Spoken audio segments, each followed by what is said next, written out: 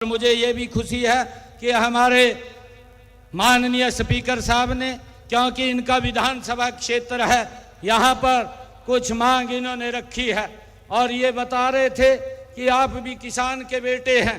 मुझे मालूम है कि क्योंकि मैंने तो स्वयं अपने हाथ से खेती की है।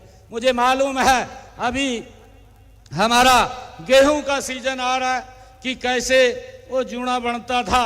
वो जूना बनाने की प्रक्रिया भी हम बखूबी माननीय अध्यक्ष जी जानते हैं। और सर के ऊपर जो हम एक गठड़ी बनाते थे जिसको बाहर बोलते थे, उस बाहर को भी सिर पे रख करके भाइयों हम जो हमारी मशीन थी उस मशीन से निकालने का काम भी हमने किया है।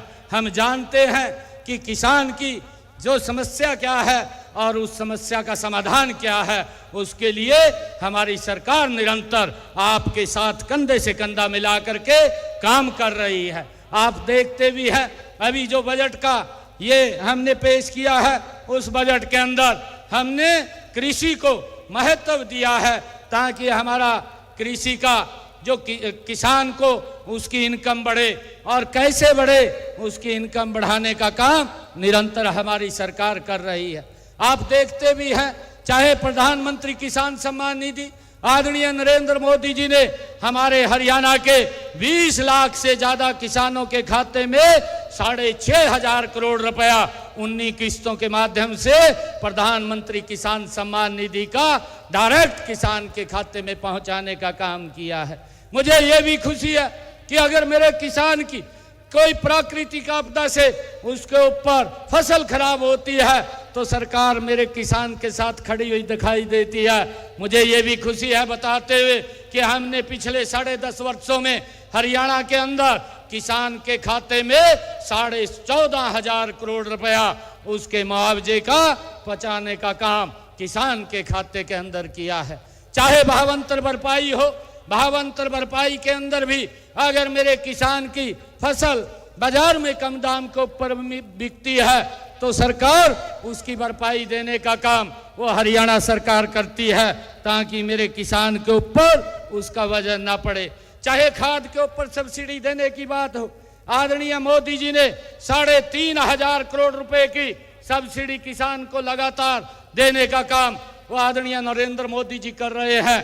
चाहे यूरिया और डीएपी जिसके अंतर्राष्ट्रीय स्तर के ऊपर जो भाव थे वो 2 गुने हो गए थे, परंतु आदरणीय मोदी जी ने कहा कि ये भार ये मेरे किसान के ऊपर नहीं पड़ेगा, ये भार भारत सरकार वहन करेगी और 3,500 करोड़ रुपए की सब्सिडी दे करके किसान को उसी मूल्य के ऊपर भाइयों देने का काम हमारी सरकार कर रही है।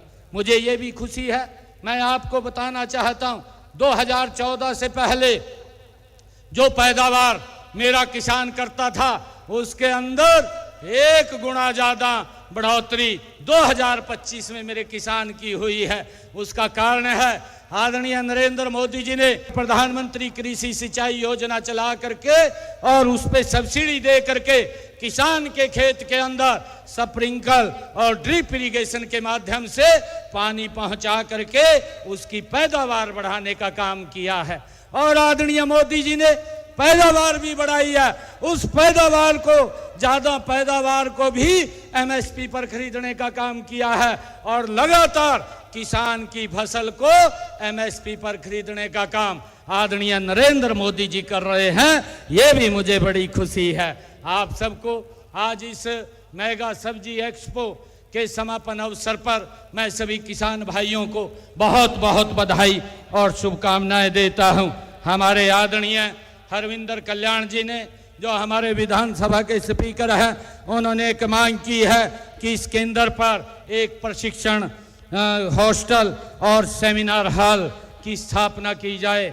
मैं आज यहाँ से आप सबके बीच में आया हूँ, ये घोषणा करता हूँ कि यहाँ पर एक हॉस्टल बनेगा और एक सेमिनार हॉल भी बनेगा, जिससे मेरे हरियाणा प्रदेश के किसानों को नई नई तकनीक से यहाँ जुड़ करके उसका लाभ मिलेगा, मेरे किसान की इनकम बढ़ेगी, नई नई तकनीक के अंदर आएगा। हमारा युवा आज नई तकनीक से खेती को आगे बढ़ा रहा है जिससे उसकी इनकम बढ़ती है।